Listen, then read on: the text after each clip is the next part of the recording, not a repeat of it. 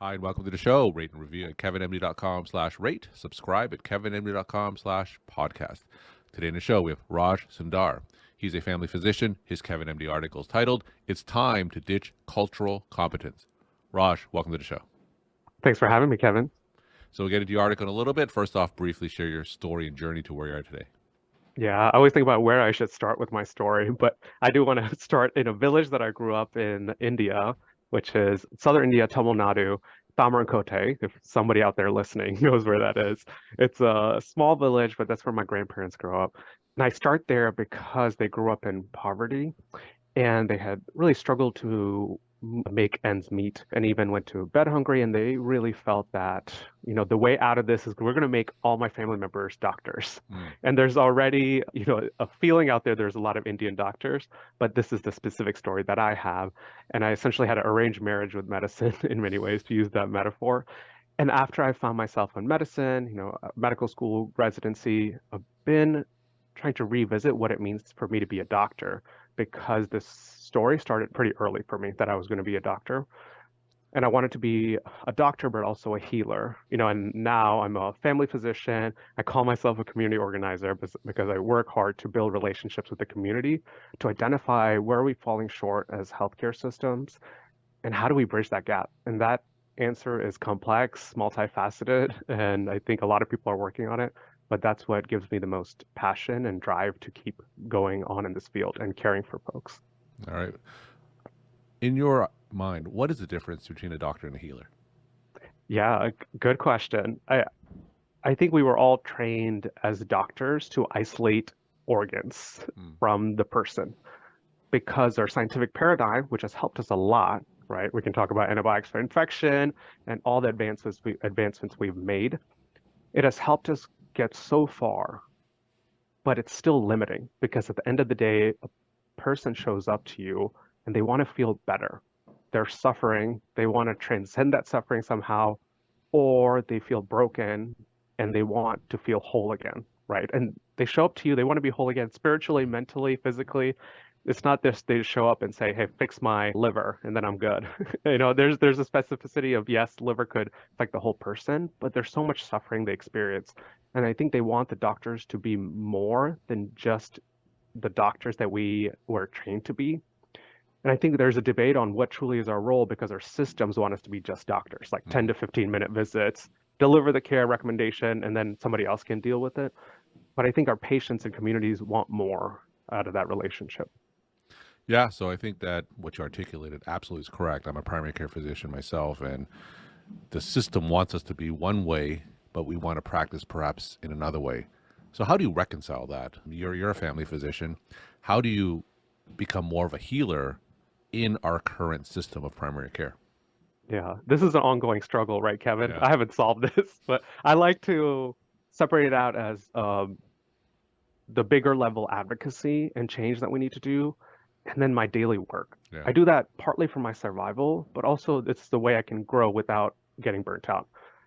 When I mean bigger level advocacy is like, yes, I want the system to be different. I want the system to provide us with more time for engagement, really be responsive to the patient's needs from when they make the appointment till we see them. And that's all the things I want to do as a system stage because I'm also an organizational leader. So I want to work on some of the processes. But the second part of it is just me going from visit to visit. Yeah. And if I can separate that and say, okay, I have to accept I only have these 15 minutes. How can I do what I'm doing better? Right. And if I approach it with that intentionality, there's always room to grow as a healer and to approach things differently. And it could even be a mindset shift, which is not always available, but if you're able to do it, looking at this moment as just a moment in a longer relationship, and how do you invest in that relationship? Because I think it's easy to forget that too, as we're just trying to solve problems from minute to minute. Now, offline, we were talking about a little bit about your practice, and I understand you work a lot with the immigrant communities. So in a primary care setting, tell us some of the challenges that you face with this demographic. Yeah, there are quite a few with the immigrant communities. One is the language and then the cultural barrier. I think everybody who has interacted with immigrants or people who just speak different languages Yeah. probably are aware of these barriers. But what I was really getting stuck with was these bigger gaps in communication. And they're often stemming from differences in values and beliefs.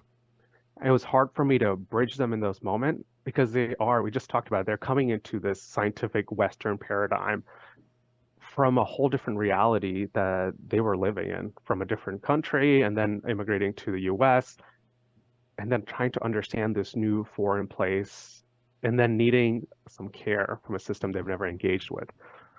And that can lead to a lot of complexities. And I've been on this journey right now, attempting to figure out how I can do that better. So, what are some of the conclusions or observations that we Yeah. can do to kind of help in these situations? Yeah. When I first tried to answer this question, people are probably aware of this term, cultural competence. That's Yeah. what always comes up. And I'm like, okay, let me go look up articles about, let's say, the Khmer community, the Somali community, and there's so many things limiting about that because I would read these articles and it was one kind of reductive, right? It ends up being stereotypical because you're reading the article, it's like these are the three values the Somali community holds. Mm. And I'm like, well, there's probably some complexity to it, but they're trying to Yeah. reduce it to there. And it's strangely othering where I'm normal and these people are different and strange and exotic. So I'm going to study them, right? And I was feeling that while I was reading these articles. And then this idea of like, okay, I read this article, I'm done. Like there was this checkbox mentality. I think Mm. we'd like that in medicine, right? Hey, Yeah. I've met these goals and then I'm ready to deliver the care. And I find that that didn't really make me the healer that I wanted, right? Like at the end of the day, I would show up and I still, okay, I know these three values the community holds, but Hmm. then I'm like interacting with this patient. I still didn't understand where I was not doing well. And I found that, you do these podcasts, Kevin, a voice and conversation capture the nuances and complexity so much more. Yeah. And then I was like, well, I have two kids too, so I listen to podcasts a lot because I don't have time for Sure. anything else. Multitasking. I was like, hey, like, what if I reach directly out to community leaders and create a podcast to talk about what it means to care for them? And that was Mm. the journey for me to creating the Healthcare for Humans podcast. All right. So you talk a little bit about your journey in this issue in your Kevin MD article, Time to Ditch Cultural Competence. So you started off with a little bit of a story about a Somali woman. So tell us that story and how that leads into your article. Yeah, I think we all have these moments too, and probably a common experience people may have had just to anchor people onto this feeling is Jehovah's Witness denying blood products, right? You're in there, you're like, you're dying. I want to give you this blood, but they feel like that is against their values. They don't want it. There's similar probably situations in a lot of communities, but the community that I focus on in that article is the Somali community because in that community, I'm an outsider, predominantly Muslim population, and really wanting female to female concordance too. So I'm not directly involved, and it was in residency, I was witnessing, but I could see the pain, tension, and suffering that everybody in that floor was experiencing because of the situation. And the Mm. situation was Somali women laboring, getting close to delivery, but not there yet, and the fetal heart monitoring showing signs of fetal distress. And people were in that moment wanting the baby to be safe, wanting her to be safe, wanting her to get a C-section. She kept saying no, Mm. because I'm going to have this vaginal delivery because it's important to me. And this is what God had intended. That's the moment. And there was, as I said, so much tension, pain, and suffering because when people are being stressed, it's easy to be condescending too. And I Yeah. felt that in that moment of like, who is this woman who doesn't care about the baby? Even when people weren't explicitly saying that, that was the sentimentality for all the words that were being expressed. And I think I just felt really uncomfortable if that was how we were going to approach that situation. Mm. Even though the situation itself was difficult, it just felt like there was a different way to approach it. So tell us, how did that moment, how did this story, how did this change your Yeah, approach to understanding and reaching across cultures? yeah. And that story did not have, it had a good ending from a healthcare perspective, right? We were able to get a C-section, convince her, and then baby and mom were okay. And then what we said, we achieved our goal. Oh well, like she's still disappointed, angry, but what can we do? Hmm. And then we kind of move on, right? Because we have other patients, how are we going to address this value that we don't fully get, but we achieved our goal. And then as that story stuck with me, and I've always thought about, could it have been different? And that was an example of so many other moments that I have in primary care where it's so easy to say, I don't understand these values or beliefs. I either need to somehow overcome them so I can achieve what I want to, like give this patient a metformin for diabetes, or ignore it and try to get past it with this person because they're looking to get better, aren't they? Hmm. And then there's all these other paradigms that came about after cultural competence, which I feel like we didn't learn in medical school well because they've evolved in the last few decades. People have thought about it for longer. This idea of cultural humility, where it's not about the other person, but yourself. Like, what values and beliefs are you holding? And what assumptions are you holding? And being intentional and being aware of that, because a lot of people actually aren't. And then moving on to this different paradigm of cultural safety, which I didn't learn till later, which was created by the Maori nurses, which is the indigenous population in New Zealand, attempting to figure out how can they receive better care from the healthcare systems that they're interacting with. Cultural safety involves focusing on the relationship, not just this other person or yourself, but this relationship between us. How can I make sure it's trusting and safe? And to build that, you, as a healer, doctor, need to know so much more about the community because that's going to lead to a better starting point for empathy and better questions. So understanding the history and culture was such an important part of that that I felt like I didn't realize because in medical school, that wasn't a core part of what it meant to be a doctor. And as I practiced medicine and learning about the Somali community, reflecting back on this moment, it made me realize, hey, like that was a difficult moment. And there's ethical questions there, like what's our professional duty? How do we still honor the culture and preferences?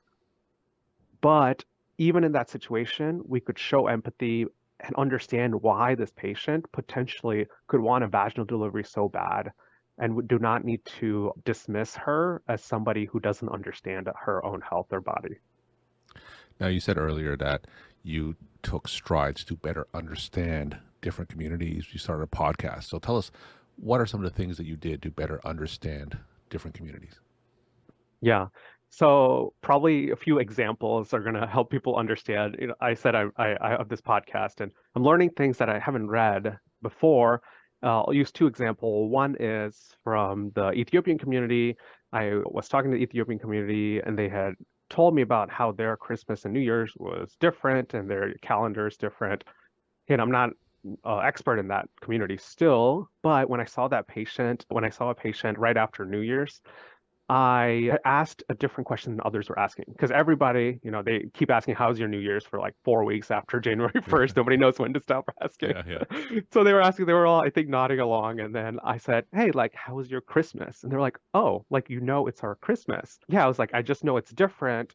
And I don't know the exact days. Is that right? They're like, yeah. And then they started sharing all these details with me. And it created a moment of connection that wasn't there before because I asked the right question. And they knew I was curious enough about their culture that I knew a little bit. I didn't know everything, but they knew I knew a little bit. Oh, and I would be interested in hearing more because I asked that question. So it created that space for me that didn't exist. And when I have the conversations with the Ethiopian community, it's a sense of like that curiosity that's built rather than competence or learning knowledge acquisition. So I think that transferred over to my visits, and that was apparent with my patients. And then the second is with the Native Hawaiian community, which is a lot in the Pacific Northwest. One thing that the community told me, or the community leader that I interviewed, Dr. Miley Tawali, was telling me, was like, hey, like, when we go to receive care, there's one thing that people always do. They see us and they want to talk about their last vacation because they walk in the room. They're like, how am I going to build rapport? I'm going to say, hey, I was just in vacation in Hawaii in this place and trying to connect that way. And you feel like that could be the exact wrong thing to Mm, say because you need to understand the history and context. They left their land because of tourism. It became unaffordable. Now they're in this new place. They can't even visit their family because they can't afford anything there. And here you are talking about taking vacation in a place they have never been yeah. to, right? So if you understand the history and culture, and the context, you may approach that differently. And the takeaway message is not that I'm never telling a single soul that I went to Hawaii. It's that you have to ask questions and be curious. And now you know that could exist. So you say, hey, like, where do you call home? Have you been back recently? And they could say, yeah, I was just there last week. I go there every few months. Or they could say, haven't been back in a long time. And then your response is different in those situations. And that links back to the safety because if you start out talking about vacation Hawaii, then they have to share their vulnerabilities Hmm. and then listen to your recommendations. You're like, wow, this person like has no idea, right? That's what they are starting the Sure, conversation. sure. Now, for those physicians who may not have a podcast and may not have access to various community leaders, how does one go about learning and immersing oneself and educating oneself about different cultures? Yeah, I would say take it one step at a time. I'm doing something bigger. It's like because I want to help other people in my shoes and help different community leaders like amplify their voices so they're heard. But just I would want people to think about what communities are they taking care of and Hmm. what are they seeing a lot of? Like let's say I'm seeing a lot of the Ukrainian community recently, right? Hey, like I kind of hear some about the news, but I also hear there's this community organization that's really supporting them. And maybe I could reach out to them and then have a conversation with them on my free time, right? Just once. And then now you've established that relationship and you probably learned a lot about that community. And then you're going to build relationships through that just for that community because you're going to keep seeing them. And it's not you're going to show up one day and be an expert in caring for this community, but over time, not only are you seeing patients in these 15-minute increments, but you also have relationship with these community organizations that you've built that can help you care for this population and understand them better, right? And some people are, taking care of multiple immigrant communities and refugees, and obviously you need a lot of support to make sure that you have the awareness and knowledge to take care of that. But oftentimes it's a few communities that are really close to you because of some migration pattern, and then families started coming there, right? And the question is like, what does it take to build a relationship with that community so you understand how to take care of the individual people that come to you for care? Now, when you're talking to a specific community leader, what kind of questions do you ask them to get a better sense of their culture and just learn more? Yeah, and I approach it in a way that makes sense to them, which is that, hey, I know that we're letting you down, right? I'm gonna say that out front, and I want to know how we can do better. Hmm. So tell me what's happened to you in your previous interactions and what would be more helpful for you in the future. And those open-ended questions are a lot more helpful, I've found just through this journey than saying like, hey, like the Somali women are always like refusing C-section. Can you like tell me what to do? Right? Yeah. Like, and that's not like exactly the right question. And I feel like people are really appreciative because they they need to get care and they want to get care that feels helpful, productive, and acknowledges their humanity. And I think healthcare systems just seem so big and corporate these days that it feels inaccessible. We're talking to Raj Sundar. He's a family physician. His Kevin MD article is titled, It's Time to Ditch Cultural Competence. Raj, what are some of your take home messages that you want to leave with the Kevin MD audience? Just some questions, right? What does it take to build a healing relationship? What all do you need to know about the person to care for them? And what does it mean for you to learn about them and their community? And then take a listen to Healthcare for Humans podcast if you get a chance. If you like it, maybe that can help you think of ideas to connect with the community as well. Raj, thank you so much for sharing your time and insight. And thanks again for being on the show. Thank you, Kevin.